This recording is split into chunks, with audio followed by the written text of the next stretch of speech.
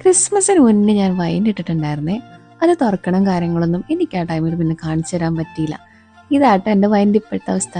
Colour ഇത്തിരി കുറവാണെങ്കിലും സാധനം സെറ്റായിട്ടുണ്ടായിരുന്നു. അപ്പോൾ വൈൻ അവിടെ ഇരിക്കട്ടെ, നമുക്ക് ബ്രേക്ക്ഫാസ്റ്റ് ഉണ്ടാക്കാൻ നോക്കാം. ആ, എന്താ ശരിയല്ലേ, സാരില്ല, ക്ലീനാക്കിയിട്ട് ബാക്കി ഉണ്ടാക്കാൻ മതി. സമയം നമുക്ക് ധാരാളം ഉണ്ടല്ലോ. ഞങ്ങൾക്ക് ഓഫ് ഡേ ആയിരുന്നു. പിന്നെ ഇത് ഏകദേശം ഒരു 12 മണിയൊക്കെ ആയിട്ടുണ്ടായിരുന്നു. കറി ഓൾറെഡി ഞാൻ തലേന്ന് തന്നെ സ്റ്റൂ ഉണ്ടാക്കിയിട്ടുണ്ടായിരുന്നു, ചിക്കൻ സ്റ്റൂ. അപ്പോൾ അത് അവിടെ സെറ്റായിരുന്നു.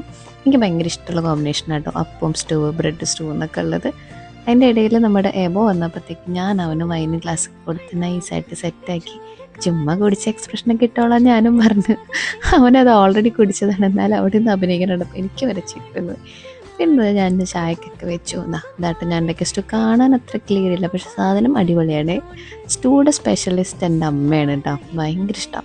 അങ്ങനെ ഫുഡൊക്കെ കഴിച്ച് കഴിഞ്ഞപ്പോഴത്തേക്കും നമ്മൾ കുറച്ച് നേരം ഗെയിമൊക്കെ കളിച്ചിരുന്നു. നമ്മുടെ ആൻസി ഉണ്ടായിരുന്നു കേട്ടോ.